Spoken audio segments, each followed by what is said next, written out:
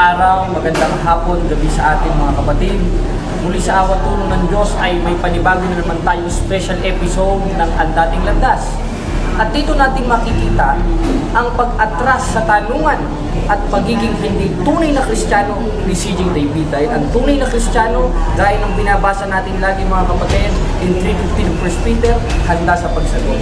At ating panoorin ng kabuuan ang special episode ng Ang Dating Landas, gaya ng nasa 8:47 ng 1, na ang sa Diyos ay nakikinig sa salita ng Diyos. Handa lang ito na nagsasalita siya nang hindi niya kayang panindigan. Muli mga kapatid, ating panoorin ang video. Hunyo 15, 2025, tanghali sa Tondo, Manila, pumunta ang aming grupo sa tinatawag na sektang Amazing Hope Manila Campus, kung saan ito ang pinamumunuan ni CJ David o isang vlogger na pastor na wala nang ginawa kundi manira sa Iglesia Katolika Apostolika Romana. At makikita natin sa video na kami ay pinatuloy at winelcome at hindi ito dapat maging sanhi ng trespassing. Kung tutuusin, hindi kami ng gulo, kundi ang purpose lang namin ay magtanong gaya ng nasa 4:1 ng unang 1. Pero, kapansin-pansin ang kilos nitong mga miyembro ni CJ David na tila itinatago nila ang pastor nila. Ating panoodin ang video ng lumabas na si Pastor CJ Texon David at hindi na makasagot sa ating tanong. Sana yung pangusap natin, mag-informal sana ngayon, natin sa mga paratang sa Catholic Church na kami muna ay sumasabi sa rebuto. Magkakanong sana kami bro. Binasa mo doon yung 25 sa isang Exodo tinatanong. Oo, hindi lang yun. Kaya yung 26:5 ng Exodo tinatanong ko, hindi ko sinabi hindi lang yun.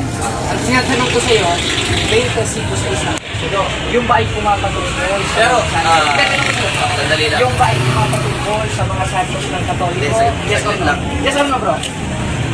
Yes or no bro? Ang sabi ni Cristo, sagit lang, ang sabi ni Cristo, 5:37 ng Mateo, alam mo ang na yan, sagot ano, ninyo, ganyan yung style mo talaga. hindi. Kaya ang tanong ko sa iyo, pumapatungkol ba sa Katoliko o sa mga santos ng Katoliko? Ang 25 sa isang Exodo, yes or no bro? Yes or no bro? Sagot ka lang. Actually, bro, ganito. Kung yan ang pakay mo talaga. Hindi bro, magtatanong kasi kami. Hindi, kung yan ang... Oo. Ang tanong ko lang naman sa'yo, yes or no? Yung 25 sa isba ng Exodo pumapatungkol sa mga santos ng Katoliko, yes or no? Bro, nakipag-discuss ka. Hindi, nagtatanong ako, di ako nakikipag-business. Kami din, may gusto rin kami tanongin Kung talagang totoong Kristiyano ka, Pastor CJ Texon, 3:15 ng unang Pedro, handa ka dapat sa sumagot. Pastor, Eh, hindi ka sumasagot mo eh. muna, makinig ka rin. Matuto ka rin makinig. O makikinig ako, kung hindi ka na sasagutin niya, Wait lang, pasensya yung na. tanong ko. May gawain kami sa Hindi ka kasi Sagot nakikinig. ka muna, Wait Pastor. lang. May gawain po kami sa Panginoon. Hindi ba gawain sa Panginoon ang pagtanong o pagsagot sa tanong? Utos yun sa 3:15 ng unang Pedro. Huwag mo naman Pero- sabihin na hindi gawain sa Panginoon niya dahil utos yun.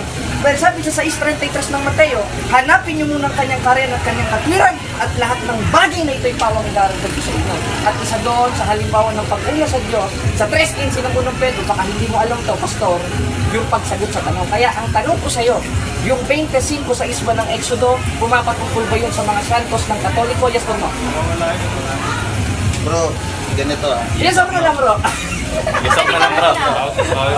Hindi kasi masasagot ko ng dikdik na paliwanag. Ganito, bro. Kaya nga, May... ang tanong ko nga sa kanya, yes or no lang. Ang karapatan mo lang naman sumagot ng yes or no. Wait lang. Kasi Karapatan niya rin kung wait sumagot po. ng yes or Tatanong no, ko po Wait po. Wait, 5:37 ng Mateo, kakontra mo talaga. wait lang. Gusto Hindi ko po nga. Wait, ikaw po yung pumunta dito. You respect the answer. Hindi ko You respect the nirespeto answer. ang sagot na lihi sa tanong. Hindi. Dahil ang tanong ko sa kanya, Ako, I will yes not or no, entertain this. patungkol sa mga ribulto Kung ng santos mabasa- ng Katoliko. Nagtatanong ka. Tinatanong ko. Sagutin mo, yung 25 sa isba ng Exodo, pumapatungkol ba yun sa mga santos ng Katolikos? Yes or no? Yes or no lang po. Ng tao, bro. Yes or no lang bro? Hinarap kita ng tao. Tao rin ako bro, hindi naman tayo ang... Respeto ang tao. Huwag mo na sila. Sige, Paniwala ka, hinarap kita. sagot ka mo sa tanong mo. Wait lang. Hinarap kita ng maayos, Manners, diba? manners. Sumagot ka ng... Kung ganyan ang gusto mong style, hindi kita mapagbibig. Ayaw mo pa rin. Makinig ka kasi. Hindi mo na yung sariling style. Style ng mga bro. kapatid ko eh. Na ano? 38 ng Isayas, umiyaw ng malakas. At sabi sa sulat ni Apostol Pablo, sa 1.13 ng Tito, sawayin may kapagsikan. Ngayon, kung magsasali ka sa internet na hindi mo kayang Magandang araw mga kapatid. Ang pag-ibig at ang kapayapaan ni Kristo ay naway maghari sa ating puso at damdamin at follow sa programa ni Brother Jared sa Ang Dating Landas. No? Marami kayong matutunan na mga katotohanan. At patuloy Brother Jared dahil maraming na-inspire at na-enlighten sa ginagawa mo. God bless.